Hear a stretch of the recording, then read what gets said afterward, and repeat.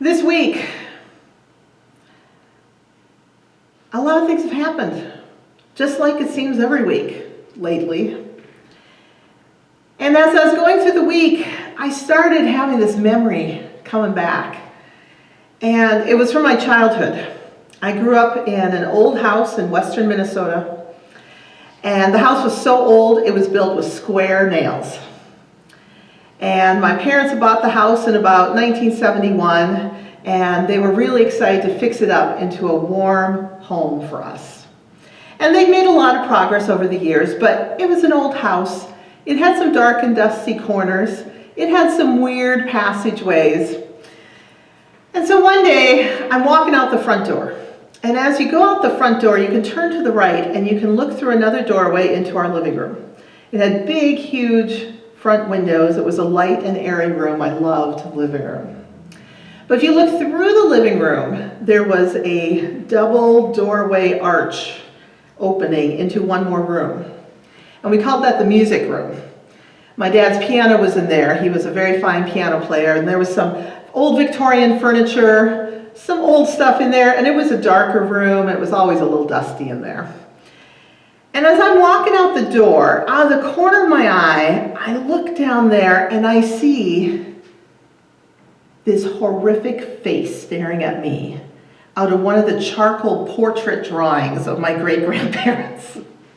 Now, I know my great-grandparents were wholly good people, but there was something I saw, and I ran out that front door and I slammed that front door, and my heart was racing, and looking back, I think that was the moment of greatest fear and terror that I ever had as a child. I don't know what I saw. I could convince myself it was just shadows and I was just imagining things, but I was terrified deep in my heart.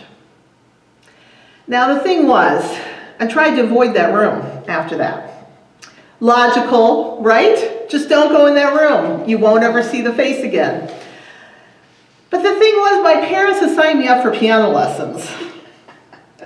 So I had to go in there and I had to practice.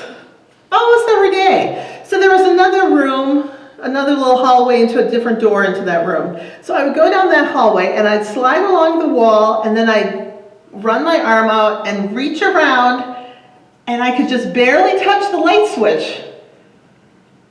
And you know, once I had the light on, I felt fine. I wasn't scared. And this week, as I was thinking about that story, I was thinking, how many of us are reaching our arm out, trying to find a light switch, trying to turn on the light, trying to find that comfort for the fear that so many of us feel right now? I think this cartoon from the Washington Post kind of sums all up what we're feeling right now. There's the coronavirus, but then our panic and our fear are perhaps even larger than what the virus is. The thing is about living in a time of fear, fear isn't just an emotion. It can create physical problems. This week I've had a number of conversations with our church people about insomnia, about disrupted sleep patterns, about foggy minds that just aren't tracking right. And I have to admit, a number of us aren't even sure what day it is anymore. I know my husband and I showed up for a meeting on a Tuesday and the meeting was on a Wednesday. This is a time of fear.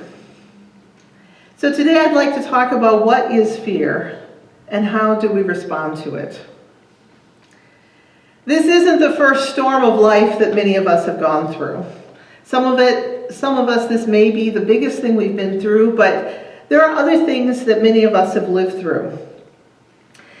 In Matthew chapter 8, we read a story about how Jesus is on the Sea of Galilee with his disciples, many of whom were experienced fishermen and boatmen. And somehow they got caught in a storm. And the disciples were just holding on to that boat for dear life, praying for a Savior.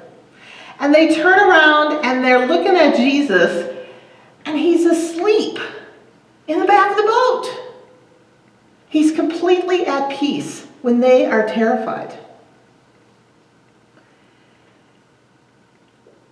When we moved to North Carolina from Indiana, My son was 5.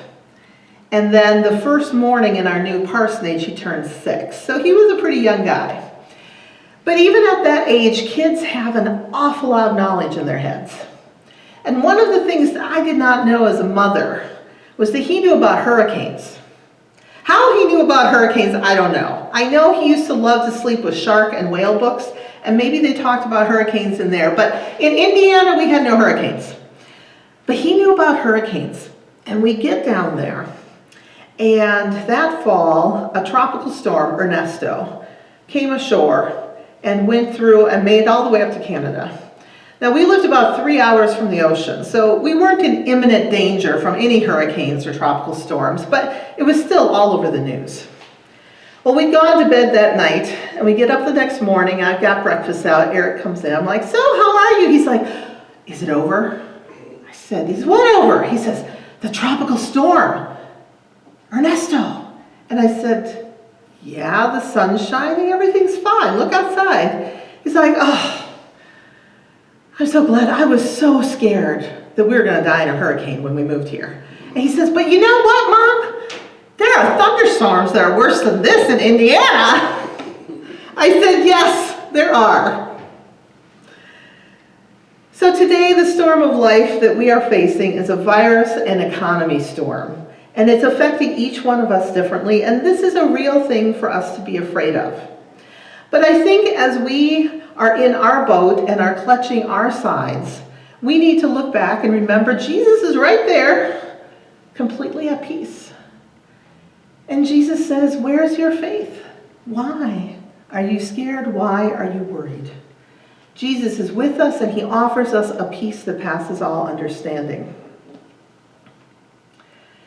Now, our nation has had a variety of responses to this current storm of life, and other nations have had storms through the years as well. In 1933, Germany was facing a storm. They were having a lot of economic problems, and there were a lot of people with a lot of ideas of how to solve things. And they were facing an election, and they didn't know who was going to win. And at that time, Dietrich Bonhoeffer, who was a renowned theologian and pastor in Germany, gave a sermon on fear. And I think he was thinking about Jesus in the back of the boat when he preached. And he said, God has given us some tools. In his sermon, he says, the Bible, the gospel, Christ, the church, and our faith, all are one great battle cry against fear in the lives of human beings. The Bible, the gospel, Christ, the church, and our faith. So God has given us tools to deal with the storms of life. But one of the things about the storms of life is that frequently the real issue is uncertainty. And it is uncertainty that often feeds so much of the fear that we feel. This particular picture comes from when the AIDS virus was emerging. And there was a lot of fear, and there was a lot of silence, which damaged scientific research and reaching out and caring for people who were affected by this. Now, one of the things that happened this week that caused a little more fear in myself was we saw that there are scientists who are now afraid to speak out, to speak the truth about the virus because they might lose their job. And it looks like someone did lose their job this week for speaking truth to power. And other scientists have been forced to talk about things that we shouldn't do in order to keep ourselves healthy because there's a lot of misinformation out there. There is so much uncertainty, and uncertainty breeds more fear. There was another time where uncertainty caused silence, and silence caused problems. In this picture, we see Nikolai Khrushchev sitting next to Joseph Stalin while Stalin was still in charge of the Soviet Union, today's Russia. Now, after Stalin died, Khrushchev became the leader of Russia. And he often gave sermons, speeches, denouncing the actions and policies of Stalin. And at one of these, a heckler from somewhere in the crowd yells out, "Hey, you were one of Stalin's colleagues. Why didn't you stop him?" And Khrushchev looks around, he says, "Who said that?" And there was a very long, awkward silence, and nobody moved a muscle. After a while, Khrushchev replied quietly, "Now you know why." Russia at the time was a place where it was dangerous to speak up. There were unknown consequences for speaking up. There was uncertainty in people's lives, and so they didn't reach out and care for each other. Now in our second Bible reading today, when we hear about the walk to Emmaus, we're looking at a couple of the followers of Jesus who were living in uncertainty. They were living under a powerful government, and they didn't know what was happening next. They had been in Jerusalem for the Passover. They had seen Jesus die, a terrible death. They didn't know if the Jewish authorities were going to come after the believers of Jesus. They didn't know what the Roman authorities were going to do. They decide to walk home to Emmaus, their village, their home. But they don't know what's going to happen. If they speak out, will they disappear? If they stand up for the way of Jesus, will they harm their families and their loved ones? Now, as they're walking along, a stranger shows up, and in the breaking of the bread, they recognize Jesus. And we are reminded here that not only does God offer us peace in the storms of life, but God also promises that He will be present with us. When we gather together in faith, when we break bread together as Jesus instructed us to do, Jesus is with us. No matter what uncertainty we're facing, no matter what fear we're facing, Jesus is with us. Now, when we think about living with fear, what is fear?